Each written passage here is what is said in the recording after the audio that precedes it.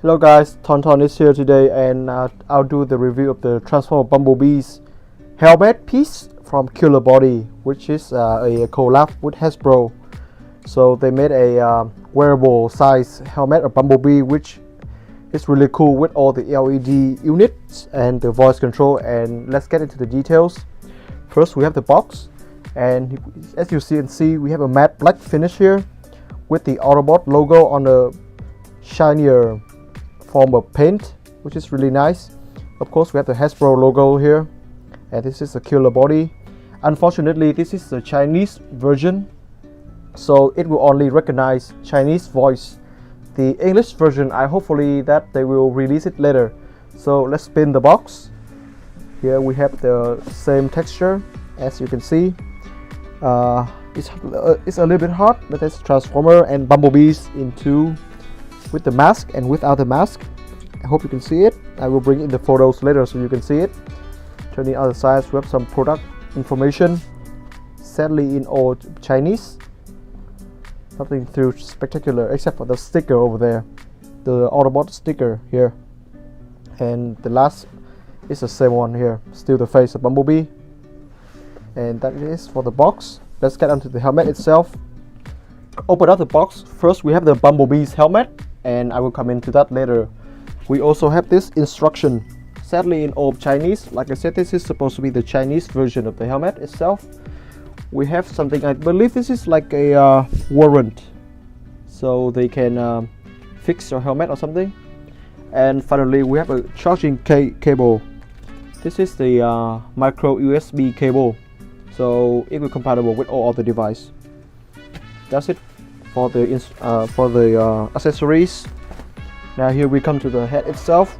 As you can see, quite a big piece, and since this is such a big piece, we have a lot of details all over the piece. We have the face sculpt. This is still the face sculpt from the Micro formula, so we still have the big round eyes, the mouth, and the new thing is this piece here. It replicates the looks in the movie.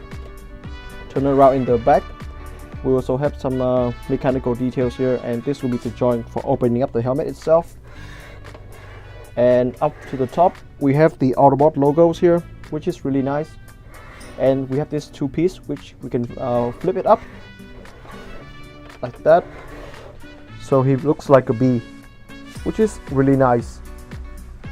Some other features is that if you look closely into the eyes, you can see there are the LED units over here and here as well, so they light up pretty well. I really like that. And another thing that I really appreciate, that they have a lot of weathering details here, a lot of rust effect onto the face itself, because actually in the movie Bee did transform into an old Volkswagen Beetle, and that is an old car, so of course he replicates all the rusting effects. As you can see here, the joint are made from metal, so that they actually quite stiff, so it will hold in the piece very good. As for here, we do not have a lot of die-cast metal here, but then again you get all this metallic paint on it, with all the gold, non-mogul paint on the cars. And again, it creates a humanoid feeling of Bumblebee, because as you can see we still have the eyes, the mouth, and the nose here, so it still looks kind of humanoid. And since this is such a round piece, so it does look like a human, unless you flip up the wing, the tip like that. Yeah, so it looks like a weird creation. The interior design of this piece, that is so that you can wear it. So we have this here for changing the size of your head, and this piece around is kind of soft, so your head can fit in perfectly, especially for the ears part. This is soft. Also for the nose as well, they did have a hole so you can breathe better inside, and I really do appreciate that function. And the position of the speakers right at the mouth of Bumblebees, so that they can recognize your voice in the best way possible. To turn this helmet on, we have to turn it around here. We have this switch and the charging port, of course. And as you can see, the head does light up. I'm gonna lower the light a little bit so you can see the eye. As you can see, they really shine. I really like that. Open it up, back up. And of course, now to get to the transformation, the mask feature of the helmet. Ta phóng mông. Dình đủ giang đao múa sử. As you can see from the battle mask, we have a lot of bee details here on the eye section. A lot of that details here, I really like that. And they keep up the overall appearance of Bumblebee. And also we still have the rusty effects on the mask itself, which is really nice. And also we have some panel line on the face here and there. A lot of the panel lines, I really like that. And I really appreciate the fact that they create the mask that is really suitable for the overall design of the figures. And something I don't like about this helmet is, you look closely at the Autobot logo, that they have that seam line, which they didn't do a real good job of covering it. I don't know why, but with such a piece like this, I would really want that they would cover up the actual seam line of the helmet. But this is the only flaw that I have with this one. Overall, I really love this piece. It will be a really good display piece if you are a Bumblebee fan. Ta phóng mông. Chỉ phẳng giang đao múa sử. Of course, in the situation that, like me, you don't know Chinese and you don't want to struggle, you can flip the mask off and on manually.